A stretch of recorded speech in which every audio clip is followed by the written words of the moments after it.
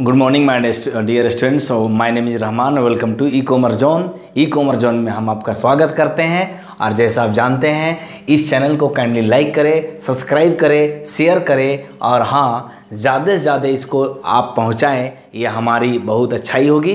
Kindly इसको जो मैं आपको बोला हूँ काइंडली करें।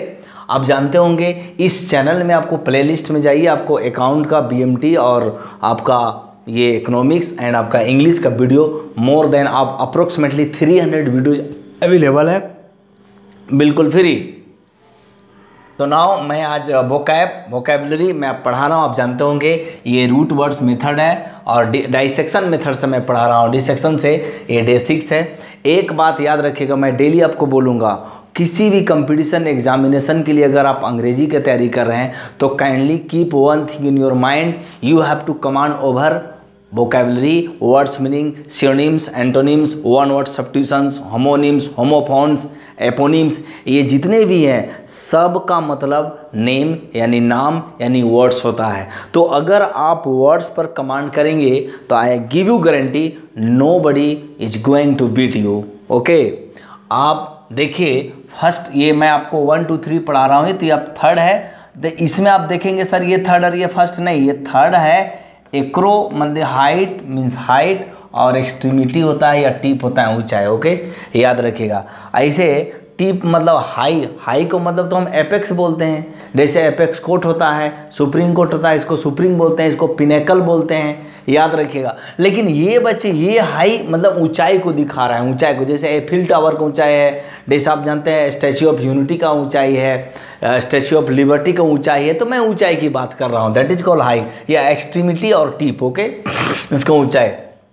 फर्स्ट वर्ड मैंने इसे बनाया है चूंकि ये रूट वर्ड है, ठीक है। रूट वर्ड जानते हो ग्रीक और लैटिन वर्ड होते हैं। एक्रोबैट पहला वर्ड बना बच्चे, एक्रोबैट। एक्रो मीन्स क्या होता है हाई एंड बैट मीन्स क्या होता है टू वॉक। अच्छा, वॉक को हम एम्बुल भी बोलते हैं, याद रखिएगा। इसी से बनता है एम्बुलेंस। क्या बनता है बच्चे?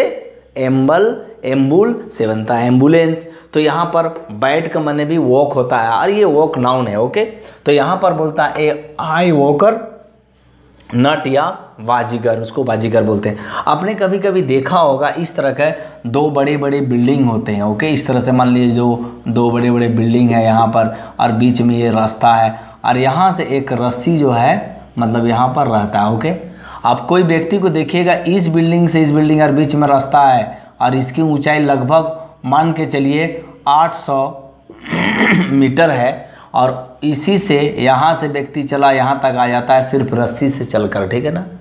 तो इसका गिनीज रिकॉर्ड में जानते हैं, बुक में इसका नाम भी आता है। आपको इसको जिम्नास्टिक्स से रिलेटेड जोड़ा जाता है। तो एक्रोबैट बहुत इंपॉर्टेंट है।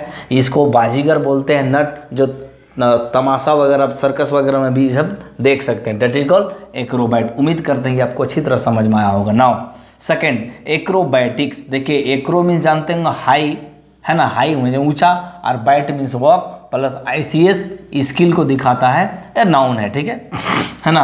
अब देखेंगे क्या है, the skill of performing gymnastic feats. Okay, कालाबाजी करना, कालाबाजी करना।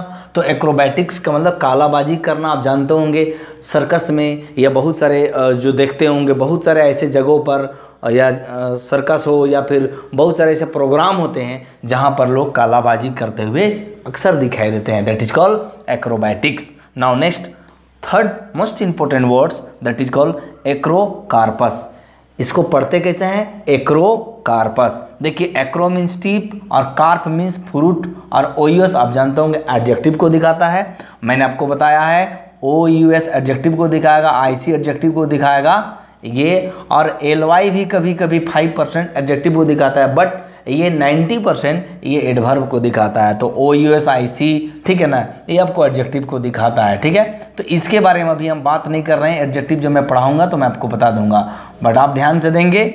एक्रोकार्पस, एक्रो मीन्स टीप या हाई हो गया, ऊंचा हो गया, carp means fruit, OUS adjective को दिखाता है। A plant which has fruit at the tip, अग्रफलीय इसको बोलते हैं। बहुत ही सुंदर वर्ड हिंदी में अग्रफलीय, मतलब ऊपर में फल देता है। जैसे मैं आपको ये एक पेड़ बना रहा हूँ, ध्यान देंगे, ये सपोज दैट एक पेड़ है, ठीक है ना।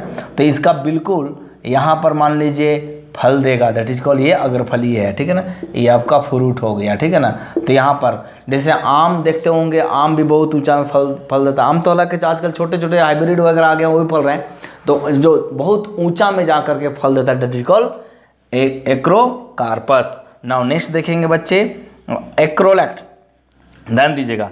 एक्रो मीन्स क्या होता है हाई, और लेक्ट मीन्स क्या होता है लैंग्वेज, ओके। और आपने एक वर्ड सुना होगा डिलेक्ट, DILECT, डिलेक्ट, है ना। तो बच्चे डिलेक्ट क्या होता है, इसको बोलते हैं हिंदी में बोली। क्या बोलते हैं बच्चे, बोली। क्या बोलते हैं बच्चे, बोली। तो बोली और लैंग्वेज में क्या अंतर है, देखिए याद रखिएगा, जो मैं बता रहा हूँ दुनिया का कोई भी आदमी गलत नहीं कर सकता है। देखिए डिलेक्ट माने बोली होता है, जैसे आप झारखंड में आएंगे तो हो, मुंडारी, खोरठा, पंचपरगनिया, ये सब बोली है, ठीक है ना, ये सब लैंग्वेज नहीं है। क्यों, क्योंकि ये बहुत बड़े स्तर पर नहीं बोली जाती है। लेकिन आप जब इंडिया में जाएंगे, अब हम लोग इंडियन है, तो आप देखेंगे जैसे आप जानते होंगे इंग्लिश हो गया, असमीज हो गया, you know that is called Punjabi हो गया, ये मैक्सिमम जगह पर बहुत बड़े कम्युनिटी बोलते हैं, तो ये आपका लैंग्वेज हो गया। इसकी लिटरेचर भी रहते हैं, इसके ग्रामर भी होते हैं, ठीक है। तो बोली जो है छोटे से समूह में बोली जाती है, और लैंग्वेज यानी जो भाषा है वो बड़े समूह पर बोली जाती है। तो ये आपको तो समझ में आ गया, बट आपको एक्रोलेक्ट क्या है ये समझिए।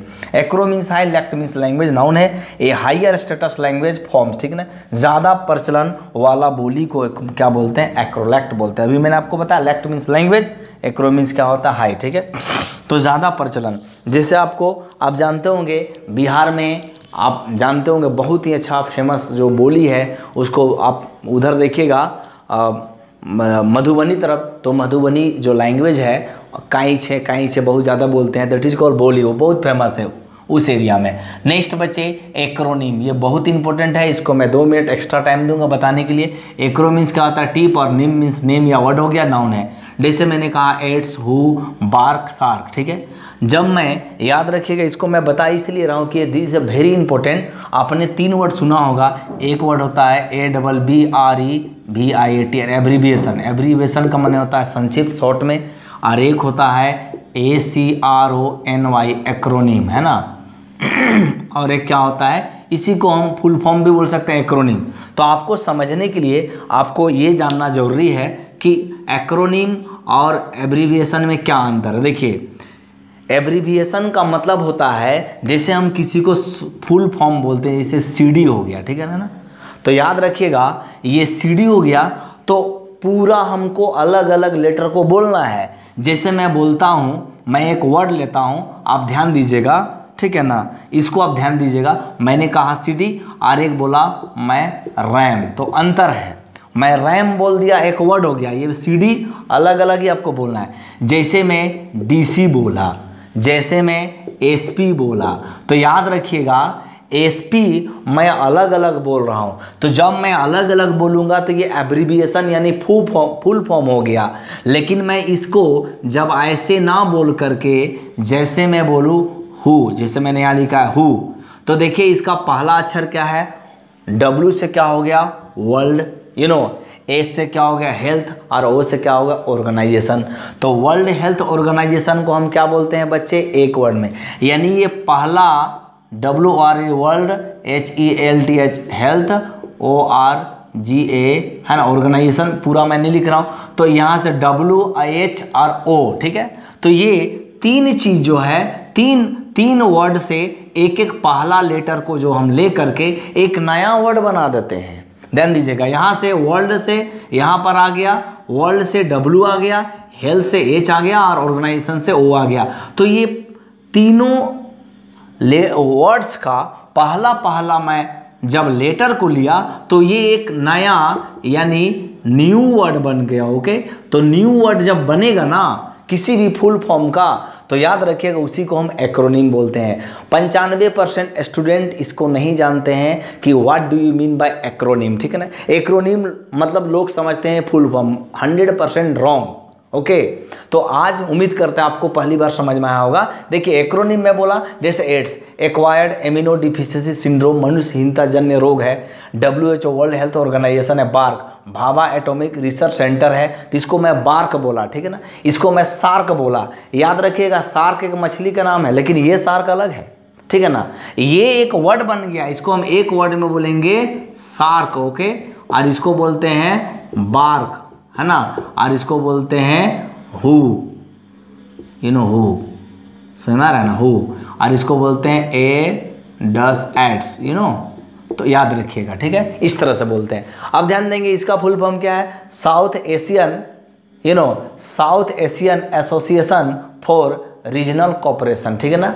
तो आप जानते होंगे इसमें टोटल 8 से 9 कंट्री है, पाकिस्तान को फिलहाल हटाया गया है उसके दुष्कर्मों के चलते, ठीक है। तो ये उड़ी वाला जो अटैक हुआ था ना, उसके बाद से हटा दिया गया। सार्क देश जो सम्मेलन होता है, ठीक है ना, ईयरली होता है, वो अब नहीं हो रहा है। क्यों? क्योंकि फिलहाल जो पाकिस्तान को इसमें हटा दिया गया है, ठीक है। तो 8 और कंट्री हैं, जैसे श्रीलंका है, मालदीव है, अफगानिस्तान है, इंडिया है, ठीक है, आपका नेपाल, भूटान, बांग्लादेश, ये सब मिला करके सार्क कंट्री बनाया गया है, ठीक है ना। तो दक्षिण एशिया का ये कंट्री है ना। शब्दों का या शब्दों समूह के प्रथम अक्षरों से बना शब्दों को उम्मीद करते हैं आपको समझ में आएगा। नेक्स्ट में एक्रोफोबिया, एक्रो मीन्स क्या होगा हाइट, फोबिया मीन्स क्या होता है फियर।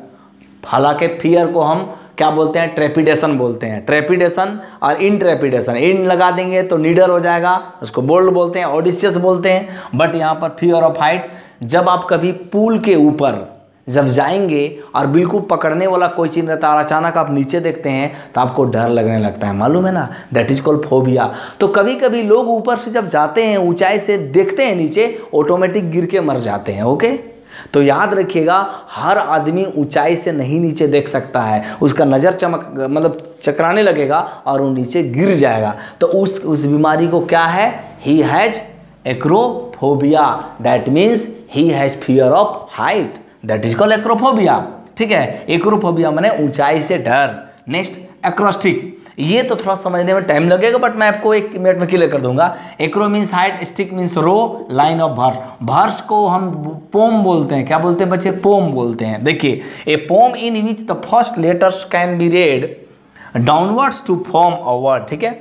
जैसे एक ऐसी कविता जिसमें प्रथम अक्षर या शब्द किसी दिए हुए शब्द अथवा गद्य से कर्मानुसार लिया गया हो। जैसे मैंने कहा वैलेंटाइन, एक वैलेंटाइन भी एक शब्द है, तो भी से मैंने कोई भी लिख दिया, वैल्यूबल चीज़ लिख दिया, ए से अचीवेबल लिख दिया, एल से लाइन लिख दिया, ई से एनर्जी लिख दिया। तो जैसे मैं ये लिखते जा रहा हूँ एक एक सेंटेंस, लेकिन याद रखिएगा ये पहला जो लेटर है ना बच्चे, ये भी है, ए है, एल है, ई है, ये फर्स्ट लेटर को जब आप इस तरह से, आप जानते होंगे इसको हम हॉरिजॉन्टल बोलते हैं और इसको हम वर्टिकल बोलते हैं, इसको हम क्षैतिज बोलते हैं, इसको ऊर्ध्वाधर बोलते हैं। तो जब मैं ऊर्ध्वाधर यानी नीचे पढ़ूंगा, डाउनवर्ड्स, देखिए डाउनवर्ड्स यहाँ लिखा होगा बच्चे, ये होता है अपवर्ड्स, यू नो, और इसको मैं डाउनवर्ड्स अगर मैं पढ़ूंगा तो याद रखिएगा ये एक वैलेंटाइन एक वर्ड बन गया, लेकिन इसका मीनिंग अलग अलग स्टैंड फोर्स कर रहा है, दैट इज कॉल्ड एक्रोस्टिक। और ये एक समझ जाइए फिगर ऑफ स्पीच ही है, समझ में आ रहा है ना, ये बहुत इंपॉर्टेंट है, ये अलंकार ही है, ठीक है। इसमें हम क्या करते हैं, नीचे में जाऊंगा तो एक वर्ड बनेगा और इसी से अपना ये सेंटेंस उधर बना देगा। तो बच्चे उम्मीद करते हैं आपको ये मैं जो 7 जो वोकैब 6 और रूट वर्ड्स का डे 6 का जो मैं बताया, उम्मीद करते हैं कि आपको ये बहुत अच्छी तरह समझ में आया होगा। होपिंग दैट आप इसका अप्लीकेशंस यूटिलाइजेशंस कहाँ करेंगे। देखिए इसका अप्लीकेशंस आप करेंगे किसी भी कंपटीशन एग्जाम में, while you are going to speak to someone, you can use these words, in your practical life, in your examination, ठीक है। you can get more marks, आप उसमें ज़्यादा से ज़्यादा प्राप्त कर सकते हैं मार्क्स और अपना जीवन बेहतर बना सकते हैं, इस उम्मीद के साथ कि आपका जीवन अच्छा हो। Thank you very much. अगर वीडियो अच्छा लगे तो काइंडली शेयर करें, लाइक करें, सब्सक्राइब करें। Thank you very much. Have a great day.